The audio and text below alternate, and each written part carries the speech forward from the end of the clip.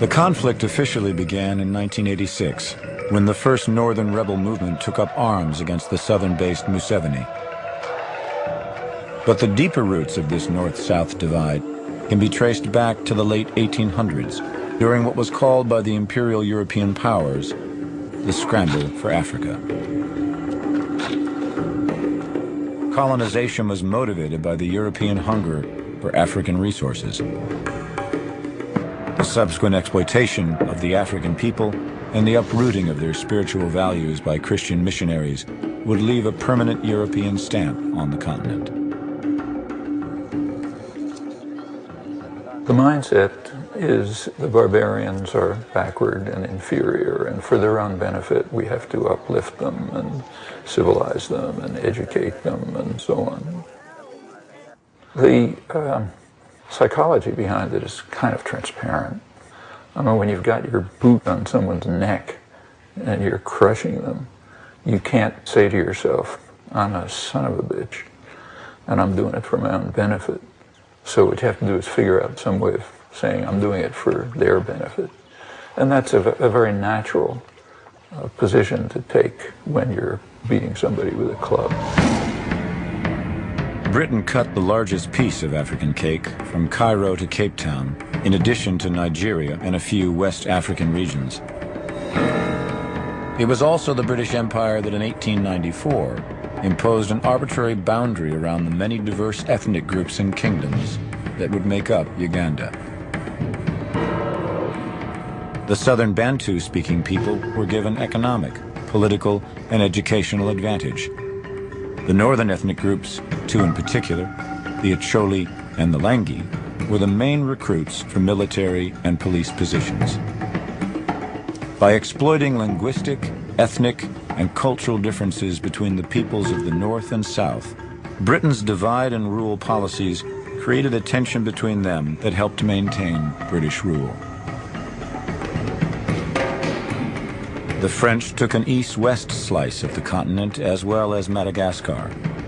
The Belgians took Rwanda, Burundi, and the Congo in what Joseph Conrad called the vilest scramble for loot that ever disfigured the history of human conscience. Slave labor took over 5 million lives. In Rwanda, Belgium entrenched the idea of the Hutu as a workforce and the Tutsi as extenders of Belgian rule. The politicization of these two cultures would profoundly contribute to the genocide of 1994. In Sudan, the British ruled the Arabs in the north and the blacks in the south as separate colonies, only to combine the areas before independence in 1956. The result has been relentless civil war, the Darfur massacres being the latest tragedy.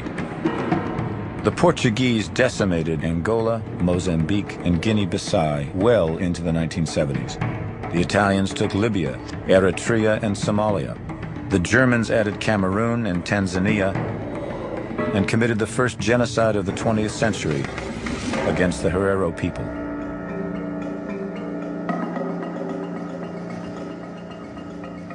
No colonial power is going to succeed unless it's going to play on existing divisions and sharpen them, increase them, exacerbate them. So one of the first questions after the end of colonialism is who belongs and who doesn't? Who was part of the colonial struggle and who betrayed? And this is time to settle scores.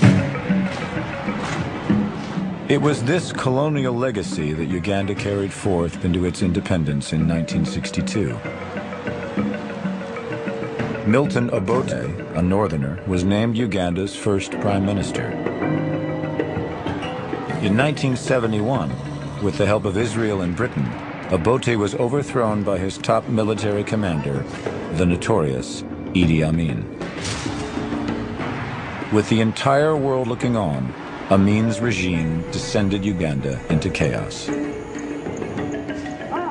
For their assumed allegiance to Milton Obote, Idi Amin had thousands of Acholi and Langi soldiers slaughtered. Right from independence, the leaders did not do enough. to unite the people in this country. Instead, exploited these differences for their own personal gains.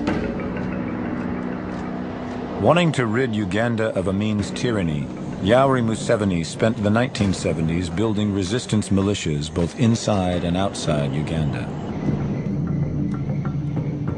The African decline does not begin until the 70s, well over a decade after independence.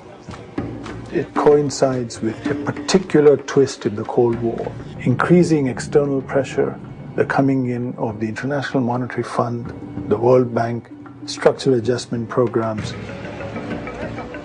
The World Bank gets countries to borrow up to their necks, usually third world dictators. And then when they can't pay, then the IMF comes in and says, okay, you got to pay for it with structural adjustment programs. I mean, the poor people who suffer from structural adjustment, they didn't borrow the money. They didn't get anything out of it. And what happened in Africa was happening all over the world. Amin was overthrown in 1979, but it was Milton Obote who returned to power in what Museveni called a rigged election. In opposition, Museveni disappeared into the bush and formed the rebel National Resistance Army, or NRA. The National Resistance Movement is fighting for the aims of the whole country and not for aims of a section of the country. Secondly, the National Resistance Movement is a democratic movement. Museveni rebels took power in 1986. Thousands of defeated Acholi and Langi soldiers, fearing retribution for atrocities committed during the Civil War, fled north. The president did not like the Acholi people, who had dominated the army and the military. So when the president took over power in 1986, he told us that you Acholis, I'm going to put you in a bottle, like grasshopper. You see a grasshopper, if you put a grasshopper in a bottle, and I will block that bottle, you will see outside and not be able to get out. You look for food and not get it, so you start eating yourself. Although several northern rebel groups formed in opposition to Museveni, only one had a spiritual component. Before there was Joseph Coyne and the Lord's Resistance Army, there was Alice Lakwena and the Holy Spirit movement. Alice Lakwena's thing was that the Choli people were very sinful, and she came to correct that. Again, it goes to spiritual. Alice Lakwena will tell you exactly what time they're coming, to which area they're going to attack. And true to their word, you'll see them coming with branches of trees, carrying AK-47 and singing hymns. And Coyne did exactly the same. And this just terrified government troops. In October of 1987, after a number of surprising military successes, Alice Lakwena's forces were demolished by Museveni's National Resistance Army just north of Kampala.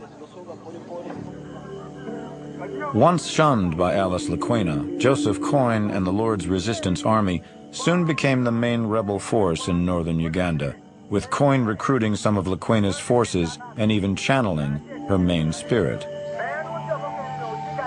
But Coyne did not prove to be as popular with the people as Lakwena, and resorted to coercion, abduction, and terror to build his army.